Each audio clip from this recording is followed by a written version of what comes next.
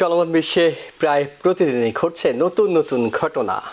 একদিকে যেমন ইউক্রেন এবং গাজা যুদ্ধ পরিস্থিতির নতুন নতুন মোড় নিচ্ছে, অন্যদিকে বাংলাদেশে বর্তমান রাজনৈতিক পরিস্থিতি প্রতিদিনই নতুন কিছু ঘটনা ঘটছে, নানা গুজবের জন্ম দিচ্ছে এবং একই সঙ্গে নতুন যে রাজনৈতিক দলটি গঠন হয়েছে এনসিপি, তাদের কর্মকাণ্ড নানা প্রশ্নের জন্ম দিচ্ছে। বিশেষ করে সবশেষ সেনাবাহিনীর মুখোমুখি এনসিপির একজন সমন্বয়ক অর্থাৎ হাসনাত আবদুল্লাহ, তার একটি ফেসবুক পোস্টকে কেন্দ্র করে বাংলাদেশের রাজনৈতিক অঙ্গনে ঝড় উঠেছে, কোথাও কোথাও বিক্ষোভ হয়েছে। তবে তার দলের মধ্যেই এটি নিয়ে দ্বিধা বিভক্তি দেখা দিয়েছে, অর্থাৎ দলের অন্য নেতারা হাসনাত আবদুল্লাহর যে পোস্টটি নিয়ে এত আলোচনা হচ্ছে সেটির সঙ্গে একমত হতে পারছে না। তারা অনেকে বলছেন এটি শিষ্টাচার বর্জিত হয়েছে।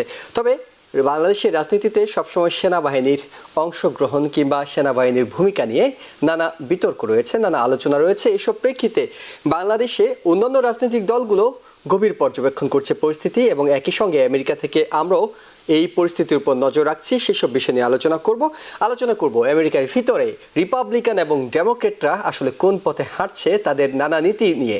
সবাইকে স্বাগত জানাচ্ছি টিভিএন 24 নিউজ নেটওয়ার্কের সাপ্তাহিক আয়োজন 7 দিনের বিশ্ব অনুষ্ঠানে। আপনাদের সাথে আছি আমি ইহসান জুয়েল এবং আমার সাথে বিশেষজ্ঞ অতিথি হিসেবে যুক্ত হচ্ছেন টেক্সাসের A&M ইন্টারন্যাশনাল ইউনিভার্সিটির প্রফেসর ডক্টর মেহনাজ মোমেন এবং একই সঙ্গে যুক্ত হচ্ছেন প্রাবন্ধিক ও কলাম লেখক হাসান ফেরদৌস। আপনাদের দুজনকেই স্বাগত জানাচ্ছি।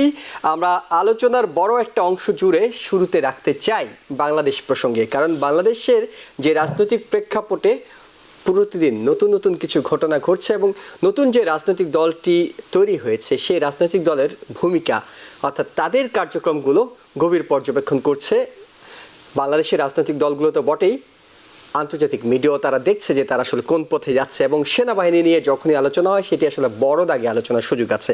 হাসান ফেরদৌস, আপনার কাছে শুরুতে জানতে চাই, আপনি নিশ্চয়ই দেখেছেন হাসনাত আবদুল্লাহর একটি ফেসবুক পোস্টকে কেন্দ্র করে 2 দিন ধরে সেনাবাহিনীর বিরুদ্ধে, বিশেষ করে সেনাপ্রধানের বিরুদ্ধে বিক্ষোভ হয়েছে। সেনা সদর থেকে একটি বক্তব্য এসেছে এবং অন্য একজন সমন্বয়ক সার্জিস আলম, তিনি নিজেও একটি ফেসবুক পোস্ট দিয়ে এই ঘটনার তিনি বলছিলেন সংশোধন এবং কিছু বিয়োজন তিনি করেছেন। এই ফেসবুক পোস্ট কেন্দ্র করে বাংলাদেশের রাজনীতিতে যেটি ঘটছে সেটি কোন দিকে আসলে মোড় নিচ্ছে কিংবা এর পিছনে কোনো কারণ আছে কিনা? ধন্যবাদ জুয়েল, মেহনাজ শুভেচ্ছা। আমি একটু ভীত, অনেস্টলি ভীত। এই ফেসবুক পোস্ট দেওয়ার পরে যে তর্ক শুরু হয়েছে, তুমি যদি ফেসবুকে অথবা ভারতীয় পত্র পত্রিকায় প্রতিক্রিয়া দেখো তাহলে দেখবে যে সবাই আশা করছে যে খুব শিগগিরই এই সরকারের পতন ঘটবে এবং শেখ হাসিনা প্রত্যাবর্তন করবে। তারিখের মধ্যে 26শে মার্চ আমাদের স্বাধীনতা দিবস, তারা কি শেখ হাসিনা আমার ইমিডিয়েট হাসনাত আবদুল্লাহ সাহসের কাজ করে। আমরা কখনো এটা জুজুর ভয়, এটা সামরিক বাহিনী অধীনস্থ একটি সংস্থা, সরকারি কর্মচারী। রাজনীতিবিদরা কোন পথে চলবে বা চলবে না এ কথা বলার কোন অধিকার তাদের নেই। গত 50-53 বছর আমরা এই সামরিক বাহিনীকে এই অধিকার দিয়েছি বলেই আজকে বাংলাদেশের গণতন্ত্রের এই অবস্থা।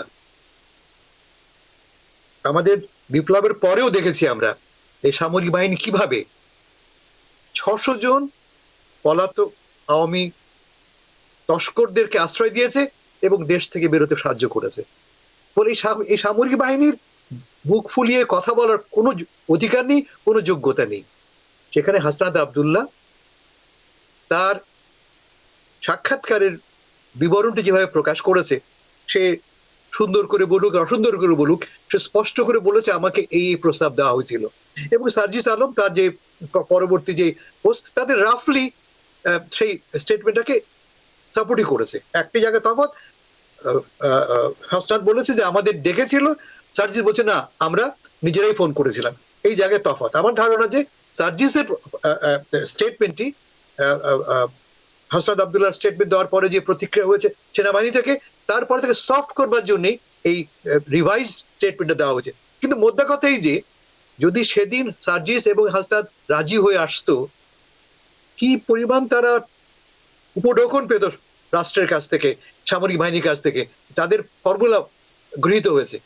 এটা কার ফর্মুলা? Very simple. এই সেনাবাহিনী প্রথম দিন থেকে চেষ্টা করছে ভারতের প্রেসক্রিপশনে একটি আওয়ামীপন্থী নতুন সরকার গঠন করতে। তুমি যদি দেখে থাকো ভারতীয় আর্মি চিফ কি বলেছেন, যে আমরা আর্মি টু আর্মি চমৎকার অবস্থায় আছি, সব সমস্যা ইউনূস সরকারকে নিয়ে আর্মি টু আর্মি আমাদের মধ্যে এক্সেলেন্ট অবস্থা, আমরা সবসময় একে অপরকে আপডেট রাখছি। তার মানে যে ভয়টা আমরা এতদিন পেয়েছি, তা হচ্ছে যে পেছন থেকে কলকাঠি ভারতই নড়ায়। হাসিনা আমলে তো বটেই, এখনো নাড়ানোর চেষ্টা করছে, সেই ভয়টাই সত্য প্রমাণিত হলো। তবে এ কথাটা অ্যাড করা ভালো যে এই ঘটনা নিয়ে যেই জল ঘোলা হয়েছে, যে জল, আচ্ছা এই কথা তোমার আমি টিভি দেখছি বলে বলছি, আমি আইএসপিআর এর একটা স্টেটমেন্ট নেত্র নিউজে এসছে, অন্য কোথাও। নেত্র নিউজ একটা বিদেশি, আই থিঙ্ক হল্যান্ড বেসড একটা নিউজ সাইট, তারা এই খবরটা ক্যারি করেছে।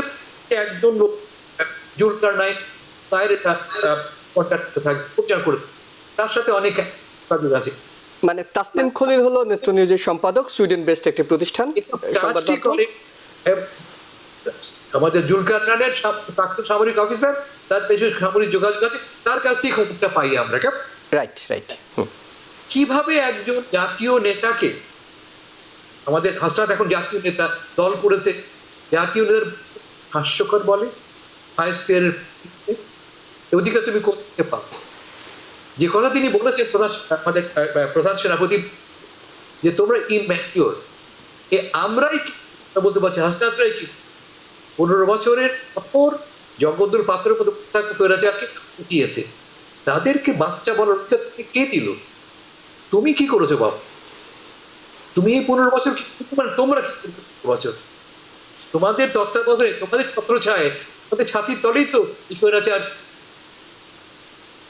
বৃদ্ধি পেয়েছে, তার অস্তিত্ব টিকছে। আর সেখানে ছাত্ররা জান বাজি রেখে তোমাদের গুলিও অগ্রাহ্য করে দেশকে স্বাধীন করেছে, স্বৈরাচার মুক্ত। তোমারই কথা বলার কোনো অধিকার নেই। তবে বাস্তবতা হচ্ছে এই যে ক্লিয়ারলি সামরিক বাহিনীর সাথে ছাত্র নেতৃত্বের দূরত্ব তৈরি। এই দূরত্বটা ভয়েরই কারণে যে আমরা আমাদের সেনাবাহিনীর চিফ, তারা আগে একাধিকবার ক্ষমতা দখল করে বসেই থাকে, রাজনীতিকে কবজা আনবার জন্য তারা নানাভাবে ডিরেক্টলি ইনডিরেক্টলি চেষ্টা করে থাকে। ফলে এই ভয়টা হচ্ছে এই সুযোগটাকে কাজে লাগিয়ে ক্ষমতার মূল মঞ্চে তাদের বেশ ঘটতে পারে, এই ভয়টা আমি পাই। কিন্তু আস্তাজির কাছে কথা বলি আমি, আস্তাজির কাছে অসম্ভব সাহসের কাজ। উত্তম কেউ একজন কষ্ট করে সেনাবাহিনীকে বললো, তোমাদের দেওয়া উৎকোচ আমি নেবো না, আমার যে প্রিন্সিপাল, আমি সেই প্রিন্সিপালটি স্টিক করবো। তা হচ্ছে কি, অতীত আওয়ামী লীগ আমরা আর মূল মঞ্চে ফেরত আনবো না। Thank you. জি, হাসান ফেরদৌস ভাই, বেশ কয়েকটি প্রশ্ন আপনার আলোচনার প্রেক্ষিতে এসেছে। সেটি হলো যে স্বাভাবিক সরকারের সময় নিঃসন্দেহে সেনাবাহিনী সরকারের প্রজাতন্ত্রের কর্মচারী, সেনাবাহিনীর প্রধান রাজনীতির বিষয়ে কথা বলবেন না, কিন্তু বর্তমানে যে সরকারটি বাংলাদেশ পরিচালনা করছে সেটিকে তো আসলে কোনোভাবেই স্বাভাবিক সরকার হিসেবে বিবেচনা করা যাচ্ছে না। একটি অভ্যুত্থান পরবর্তী বিশেষ পরিস্থিতি সেটি তৈরি হয়েছে, এবং সেই অভ্যুত্থানে একটি অংশে সেনাবাহিনীর একটি ভূমিকা ছিল। শুরুতে কিছুটা নেতিবাচক, পরবর্তীতে তারা ইতিবাচক ভূমিকা নিয়েছে। তারা বলছিল, দাবি করছে অন্তত, যে তারা জনগণের বুকে গুলি চালায়নি, তারা জনগণের পক্ষে দাঁড়িয়েছে। সেই জায়গায় সেনাবাহিনীর প্রধানের মতামত বিভিন্ন সময় গুরুত্ব পেয়ে থাকে এবং অন্যতম একটি স্টেক হোল্ডার হিসেবে দেখা হচ্ছে সেনাবাহিনীকে। সেই জায়গায় যদি সেনাবাহিনীর প্রধান তার মতামত দিয়ে থাকেন, আপনি সেটিকে একেবারেই কি উড়িয়ে দেওয়ার সুযোগ আছে? অর্থাৎ এখন যে পরিস্থিতি কিংবা যে সরকার, সেখানে তো সেনাবাহিনীর একটি ভূমিকা আছে, তারা আইন শৃঙ্খলা নিয়ন্ত্রণ করছে, নানা ভূমিকায় তারা, সাধারণ সময় সেটি দেখা যায় না। তো এই ধরনের পরিস্থিতি যদি সেনাবাহিনীর প্রধান মতামত দেন, সেটি কি একেবারে অসাংবিধানিক কিংবা তার পেশাদারিত্বের সঙ্গে, তার দায়িত্বের সঙ্গে সাংঘর্ষিক বলে মনে করেন কিনা? জুয়েল, একটা হচ্ছে আদর্শিক অবস্থা, একটা হচ্ছে বাস্তবতা। আমি চাই না কোনোভাবে সামরিক বাহিনী দেশের রাজনীতিতে নাক গলায়, এটা আমি চাই না। আমি এও চাই না যে সেনাবাহিনী বলবে আমাদের রাজনীতিতে তাদের কোন পথে যেতে হবে, কে প্রধানমন্ত্রী হবে, কে প্রধান উপদেষ্টা হবে, ঠিক করে দেবে না, এটা আমি চাই না। এটা আমার আদর্শিক অবস্থা। কিন্তু বাস্তবতা তা হচ্ছে যে এই সামরিক বাহিনী গত 50 বছরে নানাভাবে আমাদের রাজনীতি মঞ্চ জল খোলা করে, এটা বাস্তবতা। আদর্শিকভাবে আমি আবার বলি, আমরা বিপ্লব করেছি, নতুন একটি রাজনৈতিক বাস্তবতা সৃষ্টি হয়েছে, যে বাস্তবতা আমরা চাই না দেশ পুরনো কায়দায় চলুক, দেশ পুরনো ফর্মুলায় চলুক। যে ফর্মুলায় আমরা দেখেছি সামরিক বাহিনী কেন্দ্রীয় নেতৃত্ব গ্রহণ করে পর্দার অন্তরাল থেকে। 2006 ঘটনা জানি আমরা, এরপরেও আমরা দেখেছি কিভাবে সামরিক বাহিনী পেছন থেকে ছড়িয়ে পড়া। দেখো সামরিক বাহিনী কি কাণ্ড করলো, আমরা বিপ্লব করলাম, বিপ্লব হলো, বিপ্লবের পরে আওয়ামী লীগের দুষ্কৃতিকারীরা পালাচ্ছে, আশ্রয় দিচ্ছে কি? আশ্রয় দিচ্ছে কি? এই সেনাবাহিনী। আয়নাঘর কে বানিয়েছে? প্রায় 5 মাস পরে সে আয়নাঘরে ঢুকলেন নুস সাহেব। কেন? আর্মি অ্যালাউ করেন, ডিজিএফ অ্যালাই করেন, যখন পাঠাবে টং টং করে নতুন আয়নাঘর দেখা কেমন? বলে এই সামরিক বাহিনীর ইতিহাসটা বড় নোংরা, বড় কত। বলে আমি বলছি আদর্শিক ভাবে আইডিয়াল স্টেট হলে আমি চাইবো না কোনোভাবে এই সামরিক বাহিনী রাজনৈতিক মত কল্পনা করুক। কিন্তু আমরা এও বলি, তুমি আমি একটু আগে যেটা বললাম, আমরা তাদেরকে অ্যালাউ করেছি। তুমি একটু আগে বললাম যে রাজনীতিতে একটা বক্তব্য, একটা অবস্থা হতেই পারে, থাকতে পারে, এটা তুমি কেন বলছো? এই কারণেই যে আমরা গত 50 বছর অ্যালাউ করেছি, আমরা এখনো অ্যালাউ করতে পারি। এবং এখনো সরকার দাঁড়াবে কি সামরিক বাহিনী আগের মতো পেছন থেকে সামনে করে ঘোরাবে? কোনটা চাও? কোনটা আমরা চাই? চাই অবস্থা বদলাক, অবস্থায় সামরিক বাহিনী কোনো বাহিনী বা অন্য কোনো এজেন্সি আমরা ঠিক করে দেবে না ঠিক কোনটা বেঠিক, রাজনীতিবিদরা, আমি তাই মনে করি। জি, প্রফেসর ডক্টর মেহনাজ মোমেন, হাসান ফেরদৌস এর আলোচনার সূত্র ধরে আপনার কাছে প্রশ্ন করতে চাই। 3টি আলোচনা আসছে, হাসনাত আবদুল্লাহর পোস্ট, সার্জিস আলমের পোস্ট এবং সেনা সদরের দেয়া একটি বক্তব্য। 3টি জায়গায় একটি বিষয় স্বীকার করে নেওয়া হয়েছে, সেটি হলো যে সেনাপ্রধান একটি অভিমত প্রকাশ করেছেন আওয়ামী লীগের, ভালো আওয়ামী লীগ তার কথায়, যে খারাপ আওয়ামী লীগ নয়, ভালো আওয়ামী লীগের কিছু নেতাদেরকে নিয়ে কয়েকটি নামও এসেছে, শিরিন চেয়ারম্যান চৌধুরী, সাবের হোসেন চৌধুরী এবং সোহেল তাজ, এই জাতীয় যারা আছেন তাদেরকে নিয়ে তিনি চান আওয়ামী লীগ নির্বাচনে ফিরুক, আওয়ামী লীগ দল হিসেবে ফিরবে এবং নির্বাচনে অংশ নেবে। সেনাপ্রধানের এই বক্তব্যটি, অর্থাৎ তিনি আওয়ামী লীগকে, যেখানে অনেকে আওয়ামী লীগকে নিষিদ্ধ করার কথা বলছে, অনেকে আওয়ামী লীগের বিচার হওয়ার কথা বলছে, সেখানে সেনাপ্রধানের এই ভালো আওয়ামী লীগকে ফেরানোর চেষ্টাটা নিয়ে দেশের রাজনৈতিক অঙ্গনে আলোচনা হচ্ছে। ভালো আওয়ামী লীগকে কি ফিরতে দেওয়া উচিত, না তাদেরকে, যারা খারাপ আওয়ামী লীগ তাদেরকে বিচারের মুখোমুখি করা উচিত, কোনটি আসলে গুরুত্ব পাওয়া উচিত? আমি এখানে ভবিষ্যতের কথা বলার আগে একটু অতীতের কথা বলতে চাই। এই গত 15 বছরে আমাদের যত ধরনের ইনস্টিটিউশন ছিল, সেটা আপনি ব্যুরোক্রেসি আমলাদের কথা মনে করেন, সেনাবাহিনী মনে করেন, তারা সবাই কিন্তু এই স্বৈরাচারের সাথে সম্পৃক্ত ছিল। তো তাদের সবার মধ্যে একটা প্রবণতা আছে স্বৈরাচারের বিভিন্ন জিনিস, প্রমাণ, যারা সংশ্লিষ্ট ছিল তাদেরকে বাঁচানো, কারণ যখন এই জিনিসগুলো সামনে আসবে তাদেরকেও নিয়ে টানাপোড়েন। এবং এটা কিন্তু শুধু তারা না, এটা ভারতের ক্ষেত্রেও প্রযোজ্য। তো এইখানে এই আওয়ামী লীগকে বাঁচানো বা বিভিন্ন রকমের মানুষকে বিচারের সম্মুখীন না করার জন্য স্টেক অনেক হাই, কারণ এটাতে তাদের নিজেদের নিরাপত্তা জড়িত। তো আমার কাছে মনে হচ্ছে যে আওয়ামী লীগকে কোনো না কোনো ভাবে মানে একটা রিফর্ম ওয়েতে আনা, এই জিনিসটা এই কারণে আপনার পুশ করা হচ্ছে যাতে এই বিচারের এই জিনিসগুলো চাপা পড়ে। আচ্ছা, এখানে আরেকটা কথা হচ্ছে যে अगेन আমিও বলবো যে থিওরিটিক্যালি ইনক্লুসিভ ইলেকশন তো সবচেয়ে ডিজায়ারেবল, কিন্তু এখন আমরা ইনক্লুসিভ ইলেকশন ছাড়া ইলেকশন আমরা এটাকে গ্রহণযোগ্য বলবো না। কিন্তু গত 15 বছরে তো আমরা সেরকম বলিনি, বিশেষ করে শেষ 2টি ইলেকশন তো কোনোভাবেই ইনক্লুসিভ ছিল না। কাজে আমরা কিন্তু আদর্শগত দিক দিয়ে আমরা যে ইনক্লুসিভ ইলেকশন করি তা কিন্তু। আচ্ছা, আরেকটা কথা হচ্ছে যে এই আওয়ামী লীগ রাজনীতিতে আসতে পারবে কি পারবে না, এটা একটা রাজনৈতিক সিদ্ধান্ত হওয়া উচিত। কিন্তু এই সিদ্ধান্তেরও আগে যারা এই স্বৈরাচার, বিশেষ করে হত্যাকাণ্ডের সাথে জড়িত ছিল, তাদের বিচার, মানে আমি বলছি না যে পূর্ণাঙ্গ বিচার হতে হবে, কারণ পূর্ণাঙ্গ বিচার তো অনেক সময় সাপেক্ষে, কিন্তু বিচারের প্রক্রিয়া শুরু হতে হবে। কারণ এটা যদি না হয়, আমাদের যেটা হয়েছে এই 15 বছরের স্বৈরাচারে, 15 বছরে যা হয়েছে তার থেকে, মানে এই যে অনেক মানুষকে যে আয়নাঘরের কথা হচ্ছে, বিনা বিচারে ধরে রাখা হয়েছে, এগুলো খুবই দুঃখজনক। কিন্তু আরো বেশি দুঃখজনক, আমাদের সবগুলো ইনস্টিটিউশন একদম ধ্বংস হয়ে গেছে।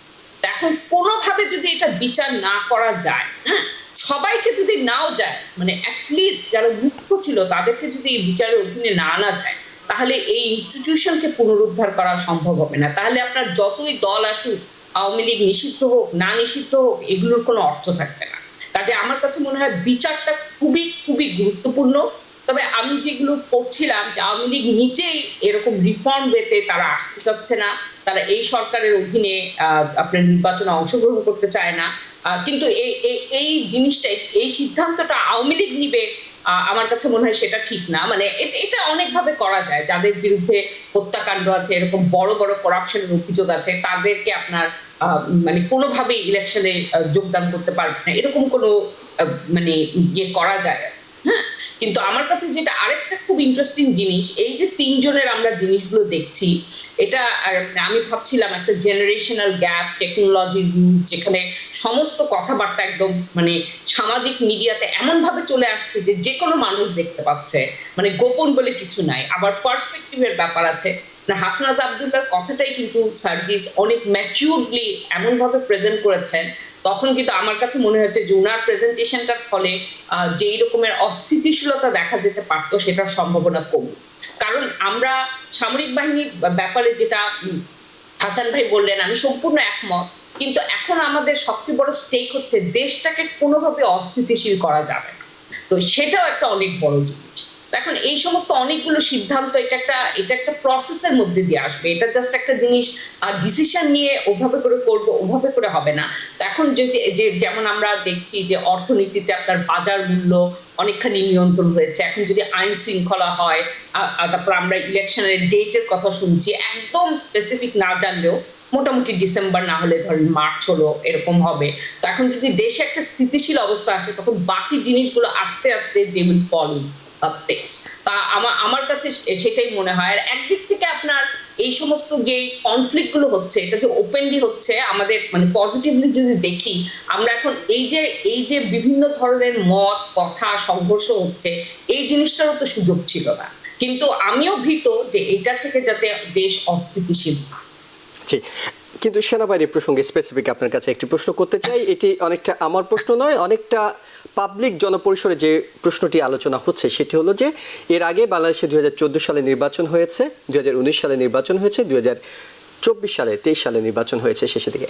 এই তিনটি নির্বাচনে কখনো তো সেনাবাহিনী অংশগ্রহণমূলক নির্বাচন, এই কথাটি তো তাদের মুখ থেকে তখন বের হয়নি।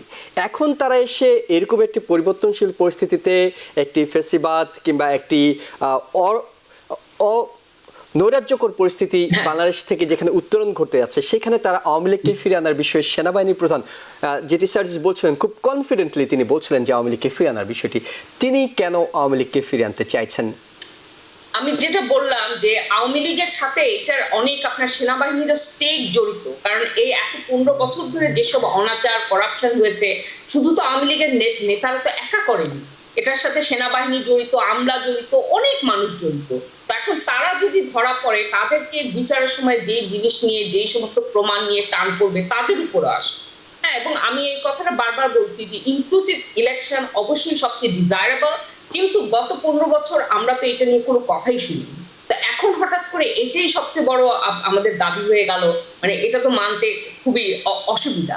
এবং এই ইনক্লুসিভ ইলেকশনের মানে এটা বলা হচ্ছে যাতে আওয়ামী লীগ যোগদান করতে পারে। হ্যাঁ, এবং আওয়ামী লীগ যোগদান করতে পারবে কি পারবে না, এটা আমাদের অন্যান্য রাজনৈতিক দলরা এবং একটা রাজনৈতিক প্রক্রিয়ার মধ্যে দিয়ে এটা হওয়া উচিত। এটা সেনাবাহিনী থেকে এই কথা আসবে বা ভারত থেকে আসবে, সেই জিনিসটা একদমই গ্রহণযোগ্য। জি, হাসান ফারদৌস ভাই, আপনার কাছে ফিরতে চাই। যে বিষয়টি সেটি হলো যে এনসিপির একজন নেতা এই বক্তব্যটি দিয়েছেন, হাসনাত আব্দুল্লাহ।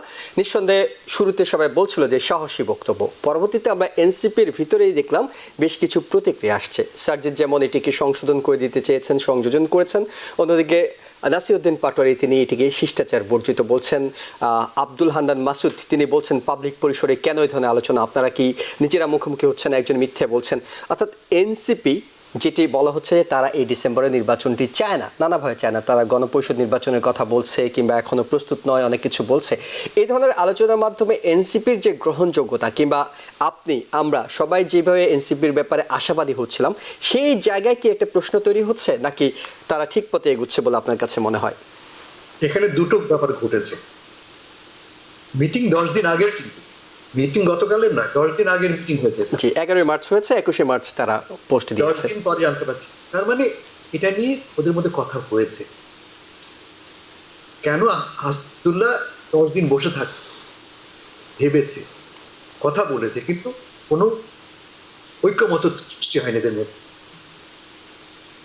নতুন দল, এরা সবাই এক অর্থে অপরিপক্ক, অভিজ্ঞতার অর্থে। জি, সেটা শুধু যেটি বলেছে। 17-18 বছর বয়স, হ্যাঁ, মানতেই হবে এই কথাটা সেনাবাহিনীর প্রধান বলেছেন। কিন্তু সাফল্যের দিক দিয়ে, বয়সের দিক দিয়ে, অভিজ্ঞতার দিক দিয়ে, কারণ রাজনীতি মানে নোংরা কাদার মধ্যে খেলা। সেই নোংরা কাদায় খেলার অভিজ্ঞতা এদের খুব বেশি নয়। আমার ধারণা, আমি জানি এটা আমার জাস্ট স্পেকুলেশন, যে মুহূর্তে হাসনাত দেখেছে যে কি প্রকাশের ব্যাপারে তার দল ভিতরেই কথা আছে, তখন অনেকটা বাধ্য হয়েই সে তাকে এক্সপোজ করেছে। লাভটা কি হলো? আপনার যেটা বললেন, ট্রান্সপারেন্সি। আমরা পর্দার অন্তরাল থেকে নেগোশিয়েট করছি, আমরা পর্দার অন্তরাল থেকে ডিল মেক করছি সামরিক বাহিনীর সাথে। বললে কিন্তু এখন আমি যেটা আগে বললাম, ওটা কিন্তু হাসনাত এবং সার্জিসরা সব বৃত্ত নিয়ে, টাকা পয়সা নিয়ে ঘরে ফিরতে পারে। তারা অলরেডি পাবে না, তারা সেই প্রস্তাব তারা দিয়ে দিয়েছে। দশটা বিশ্বাস তোমাদের গ্যারান্টি দিচ্ছি আমরা। মানে ভাবো কোন পর্যায়ে পৌঁছেছি আমরা। আমাদের সেনাবাহিনী এখনো মনে করে তারা আমাদের রাজনীতির ছকটা তারাই কাটবে।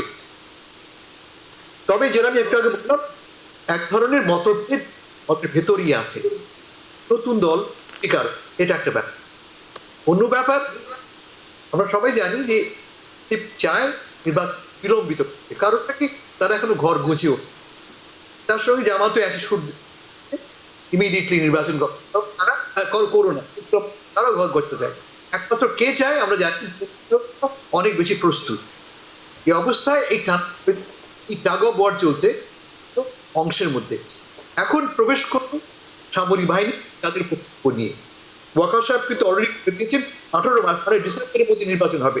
রোড ম্যাপ তিনি তৈরি করেছেন, ইউনুস সাহেব নয়, তৈরি করেছেন ওয়াকার সাহেব। যখন ইউনুস সাহেব আমেরিকা বেড়াতে এসছেন, তখন ওয়াকার সাহেব তার অনুপস্থিতিতে, আর তার অনুমতি নিয়ে করেছেন কিনা, রোড ম্যাপ তিনি দিয়ে দিচ্ছেন। মোটামুটি রোড ম্যাপ ধরে আগাচ্ছিলাম। মজা হচ্ছে কোথায়, কথাগুলি তিনি বলছেন, ভাষাটা কোত্থেকে দিয়ে ইনক্লুসিভিটি ল্যাঙ্গুয়েজ, এ কথা বলছে ভারত, এক্স্যাক্টলি ল্যাঙ্গুয়েজ কথা বলা হচ্ছে। দিল্লি চায় যে কোনো অবস্থাতে, যে ভাবছ একটি ভারতপন্থী সরকার, কারণটা খুব স্পষ্ট। আমরা দেখেছি কি হয়েছে, সরকার পতনের পরে একটা ব্যাকআপ চলতেছে, ভারত চলে গেছে এবং সে খোলা মাঠে ঢুকেছে। একদিকে পাকিস্তান, দুটোই ভারতের জন্য ভয়ের ব্যাপার। ফলে ভারত চাইছে যেভাবে পেছন থেকে হোক আর সামনে থেকেই হোক, একটা ভারত বা ভারতের গোপনীয় সরকার করতে। এবং সেজন্যই তারা ওয়াকার ইউনুসকে সামরিক বাহিনী, জাস্ট তুমি রিয়াকশন দেখো মিডিয়াতে, আমাদের একটা বড় একটা মিডিয়া রিয়াকশন দেখো, উল্লাস প্রকাশ করতে ওয়াকারুজ্জামানের সাথে ছাত্রদের এই বিভেদের কারণে এসে গেল সামরিক বাহিনী। এইমাত্র এক্ষুনি দেখলাম এসে গেল সামরিক বাহিনী, অবিলম্বে এসে যাচ্ছে। জেনারেল কি করেছে, অবিলম্বে কি বলে, বিশেষ আইন ইমার্জেন্সি ঘোষণা করতে হবে। কেমন? তার মানে এইটি একটি প্রশ্ন হতে পারে, অর্থাৎ এই ধরনের অরাজকতা পরিস্থিতি তৈরি হলে মার্শাল ল, জরুরি অবস্থা বাংলাদেশে কি এই ধরনের জারি হওয়ার কোনো আশঙ্কা আপনার কাছে মনে হচ্ছে কিনা? ও অবশ্যই, আমি তো সবার আগে বলেছি, যদি আইন শৃঙ্খলা নিয়ন্ত্রণের বাইরে চলে যায়, যদি বাইরে চলে যায়, তাহলে অটোমেটিক্যালি সামরিক বাহিনী স্টেপিং করতে হবে। আর তো থাকবে না, এটা আমাদের শেষ ইনস্টিটিউশন, এ আমাদের সাহায্য। কিন্তু আমাদের প্রশ্ন উঠবে যখন নির্বাচন মাত্র কয়েক মাস বাকি, মাত্র কয়েক মাস, ডিসেম্বর নির্বাচন হচ্ছে, সেই সময় এসব কেন উঠছে, এসব কথা কেন উঠছে, এই অশান্ত পরিস্থিতি সৃষ্টি করছে এবং কেন সৃষ্টি করছে? আমি আগে যেটা বললাম, জল ঘোলা কেন? জল ঘোলা করার একটাই উদ্দেশ্য, আমার পছন্দ মতো পরিবর্তনটা যেন আমার পছন্দ, সরকারটা যেন আমার পছন্দ। ঘুরে ফিরে ভারত কাকে নিয়ে, ভারত কিন্তু অলরেডি ডিসাইড করে ফেলেছে যে তারা আওয়ামী লীগকে চায়, এই আওয়ামী লীগ দিয়ে হবে না, তারা বুঝতে পারছে। তারা অলরেডি কথা বলা হচ্ছে বিএনপির সাথে এবং আমার কথা বলা শুরু করে। তারা চায় বেশি শক্তি হিসেবে ভারতের মধ্যে একটি সরকার গঠিত, এই সরকারে আওয়ামী লীগ একটা ফর্মে হোক, এই ফর্মেই হোক না কেন, অন্তর্ভুক্ত হোক। ফলে পরিবর্তন আমরা চাই, অথচ সামরিক বাহিনীর ভারতের প্রেসক্রিপশন দেওয়া পরিবর্তনকে আমরা গ্রহণ করি, তার কিন্তু কোনো পরিবর্তনই হবে যা ছিল যাহা বাহান্ন তাই 53। আমি সেই জন্যই মনে করি যে কাজটা হাত করলো অসম্ভব সাহসের কাজ করতে, এবং আমাদের চোখ দিয়েছে ষড়যন্ত্র হচ্ছে। Be careful, be careful. জি, আপনি আরেকটি প্রশ্ন আপনার কাছে আছে, যেটি আপনি আলোচনার শুরুতে সূত্রপাত করেছিলেন, প্রসঙ্গটা উত্থাপন করেছেন। আউট অফ বক্স কোশ্চেন আপনার কাছে করতে চাই। সেটি হলো যে আমরা বেশ কিছু সাংবাদিক এবং অ্যাক্টিভিস্টকে দেখেছি দেশের বাইরে থেকে শেখ হাসিনা সরকার, আওয়ামী লীগের সরকারের সমালোচনা করতে, তুমুল সমালোচনা করেছেন। নেত্র নিউজের কথা আপনি বলছিলেন, তাসনিম খলিল, তাদের এই নেত্র নিউজই প্রথমবারের মতো আয়নাগড়ের নিউজটি সামনে এনেছিল। আমরা যদি জুলকারনাইন শাহের কথা বলি, অল প্রাইম মিনিস্টার্স ম্যান, যেটি আল জাজিরার প্রচার হয়েছে, সেখানে একটা বড় ভূমিকা ছিল জুলকারনাইন শাহের। পিনাকি ভট্টাচার্য, ইলিয়াস হোসেন, তারা সরকারের ব্যাপক বিরোধিতা করেছেন, জনমত তৈরি করেছেন, সরকারের যে কাজগুলো অন্যায় সেগুলো তুলে ধরেছেন। পরবর্তীতে অভ্যুত্থান পরবর্তী সময় আমরা যেটি দেখলাম, তারা আবার সবাই দ্বিধাবিভক্ত হয়ে গেলেন। তারা নিজেদের মধ্যে কাদা ছোড়াছড়ি করছেন, সোশ্যাল মিডিয়ায় কেউ মবের ডাক দিচ্ছেন, কেউ এখন সেনাবাহিনীর পক্ষ নিচ্ছেন, এনসিপির বিপক্ষে অবস্থান নিচ্ছেন, কেউ জামায়াত, কেউ বিএনপি, এক একজন এক এক দিকে চলে যাচ্ছেন। যেখানে মানুষ তাদেরকে একসময় গ্রহণ করছিল, এখন তারা যখন নিজেদের মধ্যে কাদা ছোড়াছড়ি করছিল, তখন তাদের ভূমিকাও অনেকটা প্রশ্নবিদ্ধ হয়ে পড়ছে। অর্থাৎ মূল রাজনৈতিক শক্তিগুলোর বাইরে যে একটি শক্তি সোশ্যাল মিডিয়া কেন্দ্রিক ছিল, সেখানে এক ধরনের বিভক্তি দেখা যাচ্ছে। তাদের এই ভূমিকার পরিবর্তন কিংবা তাদের এই ভূমিকার বিশ্লেষণটা আপনি কিভাবে করবেন? জুয়েল, যতক্ষণ আমাদের একটা মাত্র ছোট শত্রু, একটা কমন এনিমি ছিল আমাদের, আমরা ফাইট করেছি। উদ্দেশ্য তো একটাই, এনিমিকে পরাস্ত করা। আমরা এক ছিলাম, এনিমি চলে গেছে, এখন তো স্টেক ভিন্ন, এখন তো ক্ষমতার স্টেক, এখন তো কে ক্ষমতা চেয়ার দখল করবে, এবং এই চেয়ার তো সবাই পাবে না, চেয়ার তো একটা বা দুটো বা পাঁচটা, অথচ আমরা দাবিদার তো 500 জন। সে কারণেই দলগুলির মধ্যে মতভেদ, দলগুলির অভ্যন্তরে মতভেদ, এটা একটা প্রক্রিয়া, দিস ইজ দ্য প্রসেস। কেমন মাথা রাখবে যে বিপ্লবটা একটা ইভেন্ট না, বিপ্লবটা একটা প্রক্রিয়া বা প্রসেস, যা শেষ হয় লম্বা সময়, ইট টেকস টাইম। আমরা এখন সেই ট্রানজিশনের মধ্যে দিয়ে যাচ্ছি, এবং সে কারণেই এত ভিন্ন ভিন্ন মত প্রকাশিত হচ্ছে। অবস্থাটা বদলে যাবে কখন? যখন নির্বাচন আসবে, যখন নির্বাচনের তারিখ ঘোষণা করা হবে, তখন রাজনীতি চেহারে বদলে যাবে। যে মুহূর্তে আমরা জানবো যে 18 ডিসেম্বর বা 18 ডিসেম্বর বা 23 ডিসেম্বর নির্বাচন হবে, পুরো চেহারাটা বদলে যাবে পলিটিক্স। তখন কি হবে? নির্বাচনটা কি হবে? কে নির্বাচনে দাঁড়াবো, প্রার্থী কে হবে, কে জিতবেন, এবং তোমার কয়টা সিট, আমার কয়টা সিট, আসো ব্যাক ডোরে আমরা নেগোশিয়েট করি।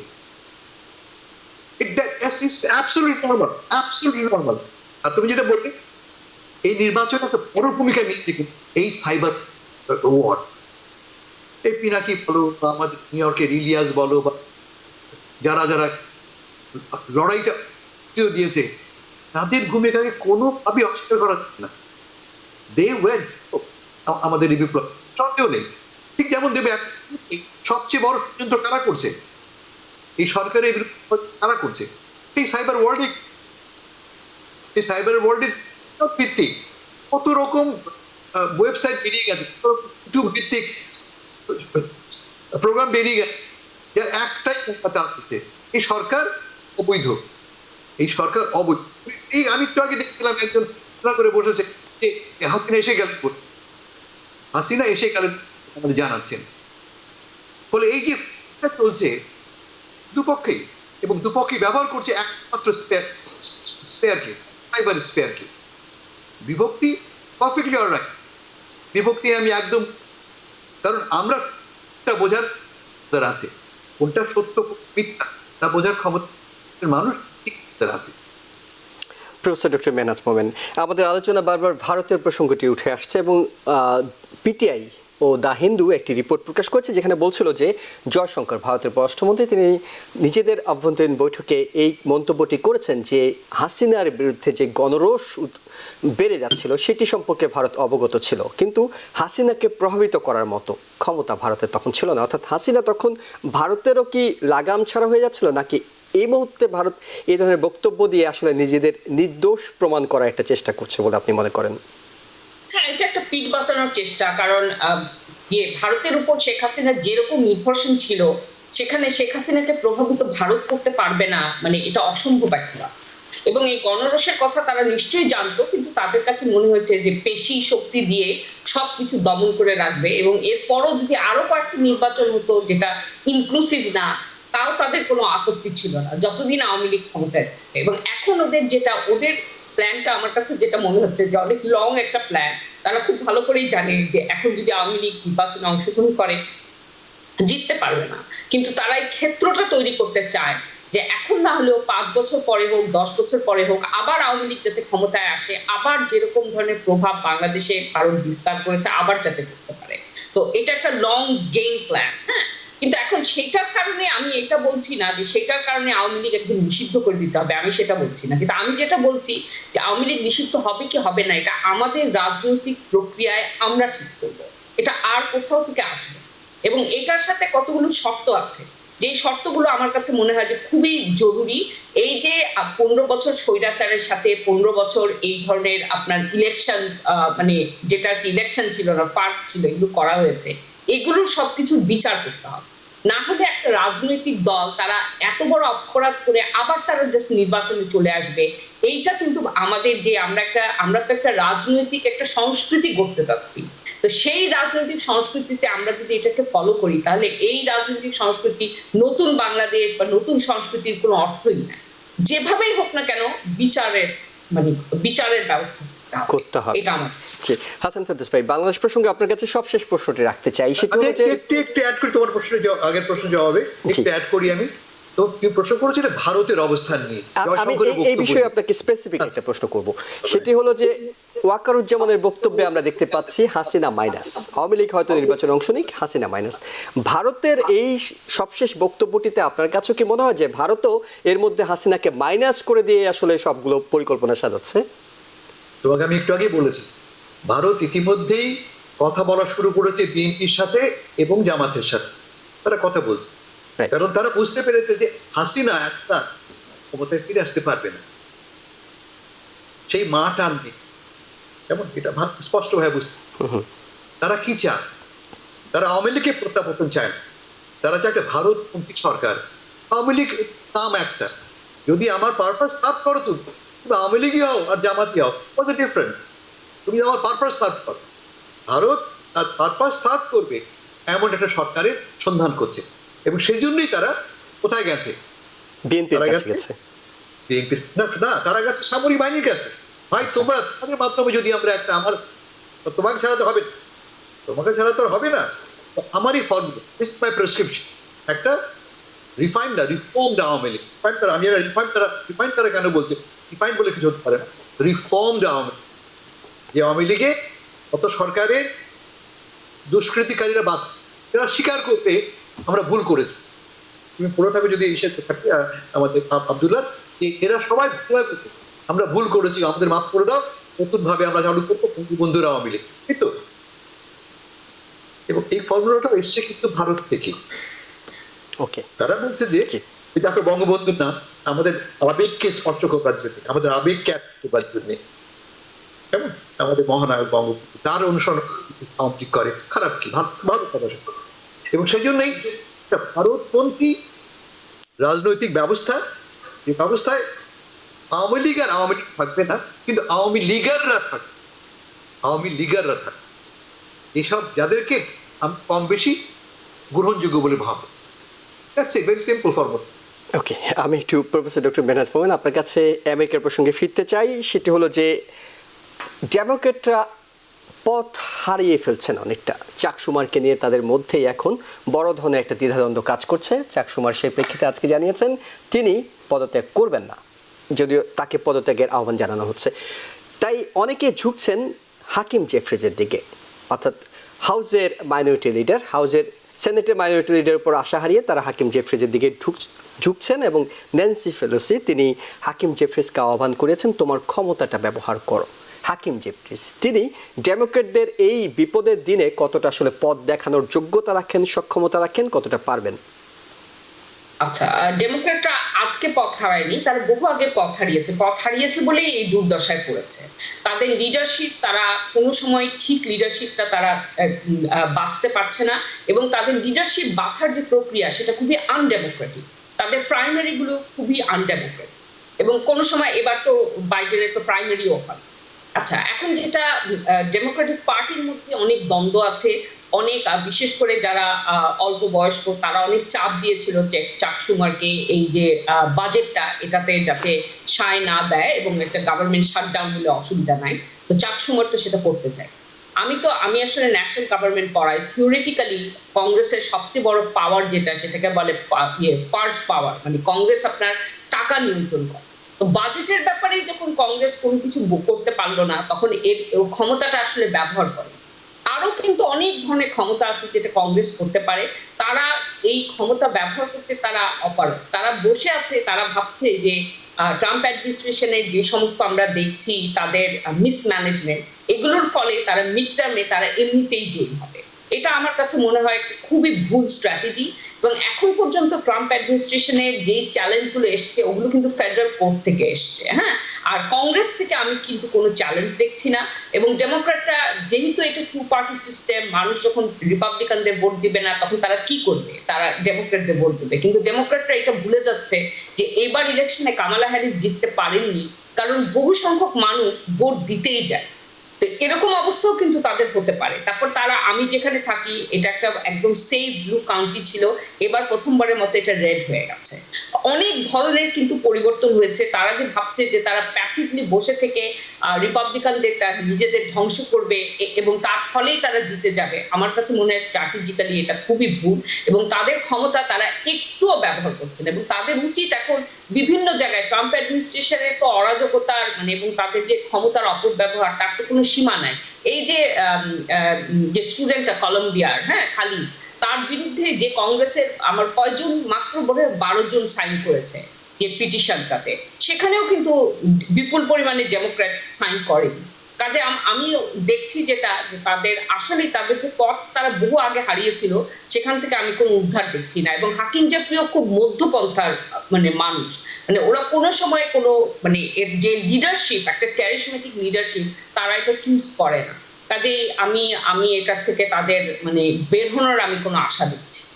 জি, অনেক ধন্যবাদ আপনাকে হাসান ফেরদৌস ভাই। আপনার কাছে যেটি জানতে চাই, ডক্টর মেহনাজ মোমিন বলছেন যে কংগ্রেস ট্রাম্প প্রশাসনকে চ্যালেঞ্জ করতে পারছে না, তবে একটা জায়গায় গিয়ে ট্রাম্প প্রশাসনের অনেক এক্সিকিউটিভ অর্ডার চ্যালেঞ্জের মুখোমুখি হচ্ছে, সেটা হলো আদালত।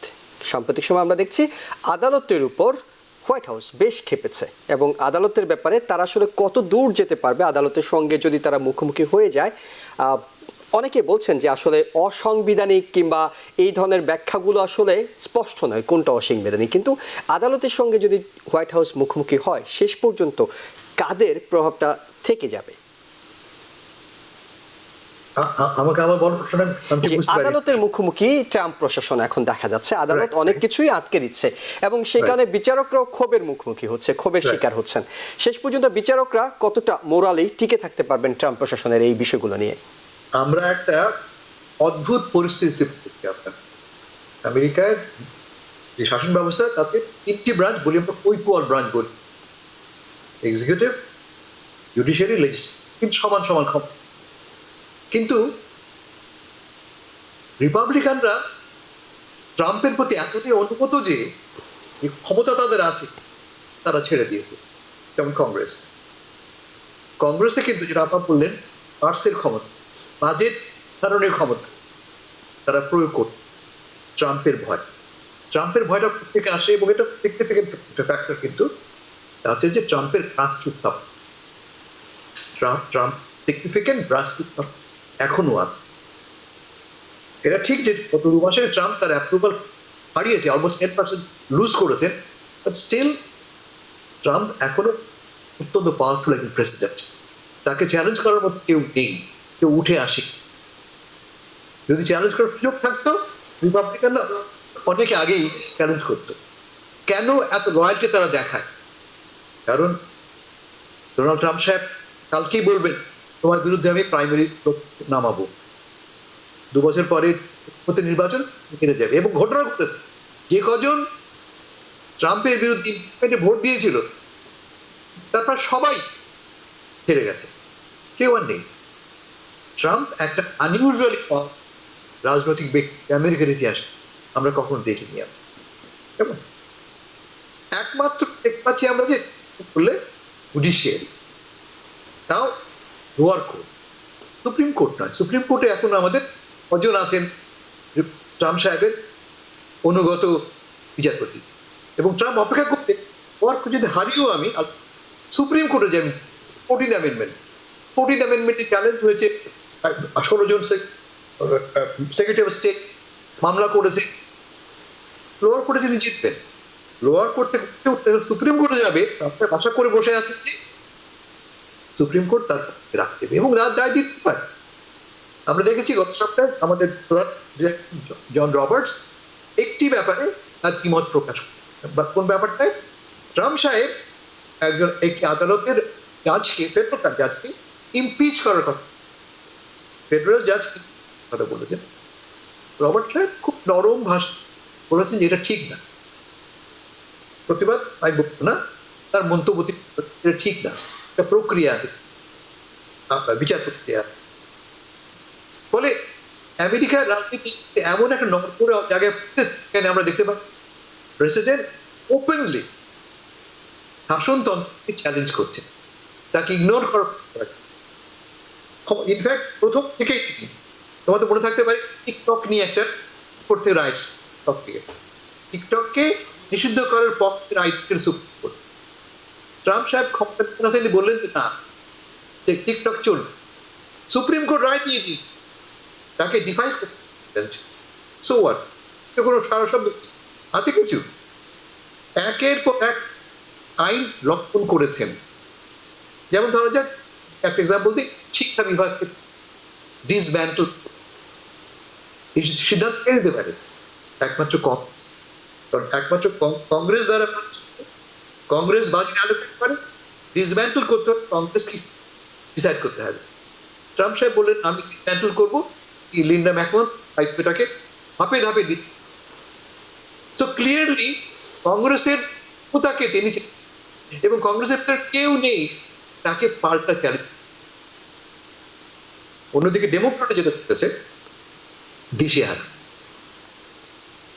ডেমোক্রেটরা কিন্তু নির্বাচনে কিন্তু মাথা রাখতে হবে যে রিপাবলিকান ডেমোক্রেট খুব কাছাকাছি ছিল টোটাল ভোটের সব হিসাবে, এবং আমেরিকা ইনফ্যাক্ট 25% রেজিস্টার্ড ডেমোক্রেট, 21% হচ্ছে গিয়ে রেজিস্টার্ড রিপাবলিক, মানে বেশি সংখ্যায় ডেমোক্রেট। তারপরও ট্রিট করছে।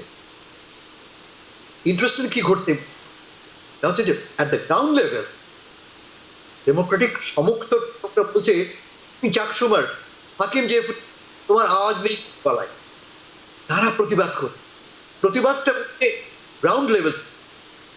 এবং লক্ষ্য করবো যে নেতৃত্ব উঠে আছে, আমাদের বার্নি স্যান্ডার্স সাহেব আছে মাথার উপরে, এওসি। আমরা জেসমিন ক্রকেটকে দেখছি টেক্সাস, নামও জানতাম না, এখন জেসমিন ক্রকেট হয়ে পড়েছে আমাদের প্রধান মোস্ট ইম্পর্টেন্ট ভয়েসেস ট্রাম্পের বিরুদ্ধে। এবং এই প্রক্রিয়াটা যদি কন্টিনিউ করে, মাঠ পর্যায়ে ডিমান্ড করে অবস্থা বদলাতে হবে, তাহলে আমরা দেখবো যে নেতৃত্ব পরিবর্তন আসবে। যেমন আমি তোকে চাক সুমার সাহেব ফিরে আসতে পারবেন আগামী নির্বাচন, কোয়াইট লাইকলি আমাদের হবে পরবর্তী সেনেটর। এই পরিবর্তনটা প্রক্রিয়া শুরু হয়েছে, প্রক্রিয়াটাকে মনে করি আমি হোপফুল। এই প্রক্রিয়ায় নতুন নেতৃত্ব জেনারেশনাল, বাংলাদেশে যেমন সব বুড়ো 80 বছরের বুড়ো নেতা, আমাদের নতুন লোক এসে, আমাদের এখানেও এই 70-80 বছরের নেতাদের বাদ দিয়ে লোক আনতে হবে যারা চ্যালেঞ্জ করতে পারবে কনভেনশনাল উইজডমকে। এবং আমি কোয়াইট হোপফুল যে পরিবর্তন এই 2 বছরের মধ্যে। অনেক ধন্যবাদ আপনাদের দুজনকে, আপনাদের গুরুত্বপূর্ণ সময় এবং মতামতের জন্য। আমাদের সময় শেষ হয়ে গেছে। আগামী সপ্তাহে আবারও নতুন বিষয়গুলো নিয়ে আমরা 7 দিনের বিশ্ব অনুষ্ঠানে দর্শকদের সামনে হাজির হব। হাসান ফেরদৌস, প্রফেসর ডক্টর মেহনাজ মোমেন, আপনাদের দুজনকে আবারও ধন্যবাদ জানিয়ে শেষ করছি আজকের মতো। ভালো থাকবেন। TBN 24 টেলিভিশন দেখতে আজই কল করুন 7187776556। লগ ইন করুন www.totalcablebd.com। নিউ ইয়র্ক থেকে সম্প্রচারিত TBN 24 টেলিভিশন বিশ্বজুড়ে বাঙালির কণ্ঠস্বর।